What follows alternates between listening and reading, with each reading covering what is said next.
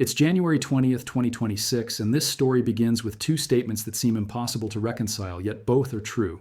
First, silver has just printed a historic high near $94. If you've been stacking physical metal for years while being mocked, dismissed, or ignored, this moment belongs to you. You weren't early, you weren't wrong, you were patient. Second, if you're buying silver aggressively right now, especially with leverage, you are stepping directly into the most carefully engineered trap the futures market has ever deployed. A trap designed not for amateurs but specifically for excited, overconfident retail money. These two realities coexist, and the ability to understand why is the dividing line between compounding wealth and watching it evaporate in a single trading week. What just happened behind the scenes explains everything. Late Friday afternoon, January 17th, while most traders were already mentally checked out for the weekend, a quiet but explosive decision was pushed through the futures complex. No press conference, no headlines, just a single rule change that alters the entire battlefield. This wasn't an accident, it wasn't generosity, and it certainly wasn't designed to protect you, it was bait. And if you don't understand the mechanics of what comes next, the market will happily teach you the hard way.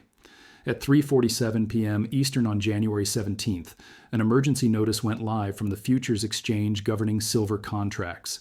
Buried deep in the language was a single line that completely reframed risk across the market. Margin requirements for long silver futures were slashed in half, effective immediately. Translation: traders were suddenly allowed to control the same amount of silver with half the capital. On the surface, that sounds bullish. Cheaper access, more buying power, more upside. In reality, it's the opposite. In every functioning market, rising volatility leads to higher margin requirements. When prices swing violently, exchanges raise collateral to prevent systemic risk. That's standard protocol. Yet here we are, silver at all-time highs, volatility elevated, speculation peaking, and margin requirements are being cut. That contradiction is the tell. This move wasn't made to protect the market. It was made to pull more people into leverage at precisely the wrong moment. Lower margins don't reduce risk, they concentrate it.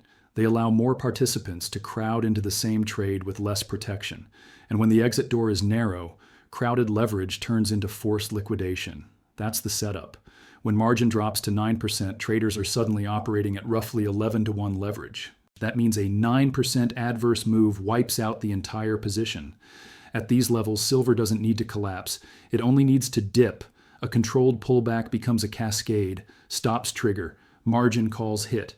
Liquidations feed more selling. Algorithms accelerate the move. Panic replaces logic. And the most dangerous part? None of this requires bad fundamentals.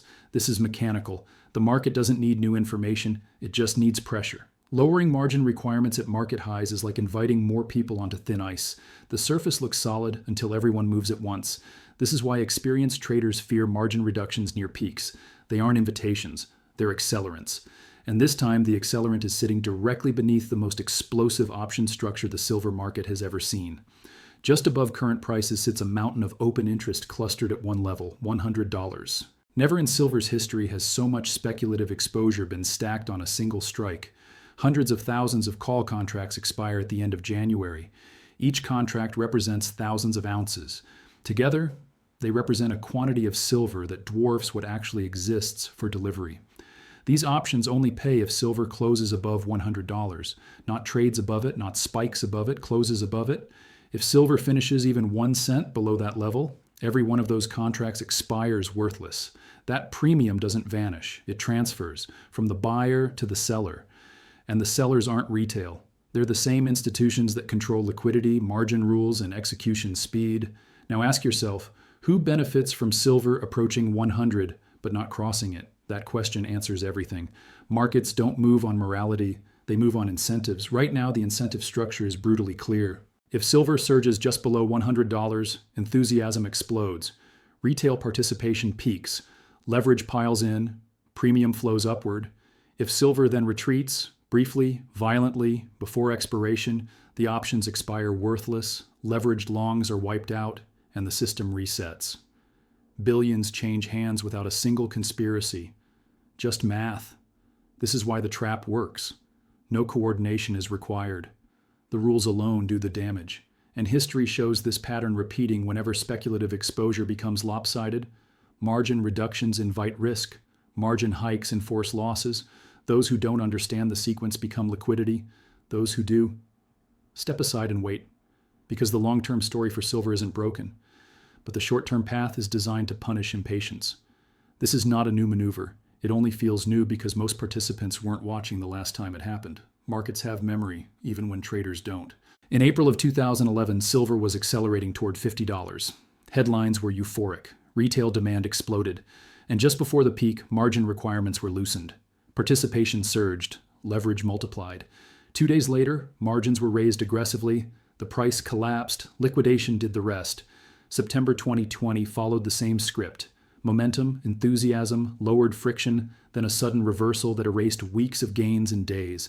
The names change. The years change. The mechanics do not. This is not about suppressing silver forever. It's about managing who owns it and at what price. Every major advance in silver has been punctuated by a volatility event designed to flush out weak hands.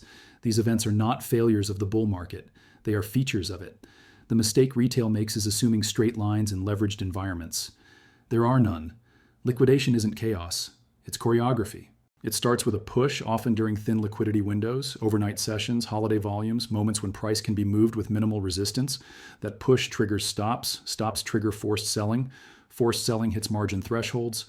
Margin thresholds create liquidations. Liquidations feed momentum algorithms. Algorithms don't think, they respond. Once that loop begins, fundamentals become irrelevant. Supply, demand, inventory, none of it matters in the moment. The market becomes reflexive. The key insight is this: the initial move doesn't need to be large. It only needs to cross critical levels where leverage breaks. That's why lower margin requirements are dangerous. They compress the distance between entry and forced exit.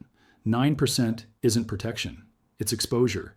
And when enough traders share the same vulnerability, price only needs to visit it once. Financial media does not predict moves, it reacts to them. When price rises, the story becomes inevitability.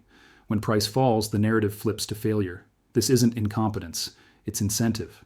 Media exists to amplify emotion, not to explain structure.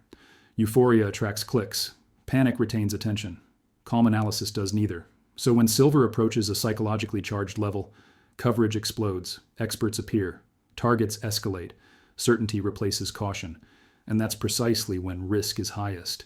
The media doesn't cause the trap, but it makes it effective. It ensures maximum participation at maximum vulnerability. By the time headlines declare a breakout unstoppable, positioning is already extreme. And extremes are unstable. Institutions do not trade narratives, they trade flow. They know where leverage is clustered. They know where stops sit. They know where options exposure peaks. Retail sees price. Institutions see structure. That asymmetry is decisive. When banks express short-term optimism publicly, it rarely aligns with their internal risk horizon. Tactical positioning is not endorsement.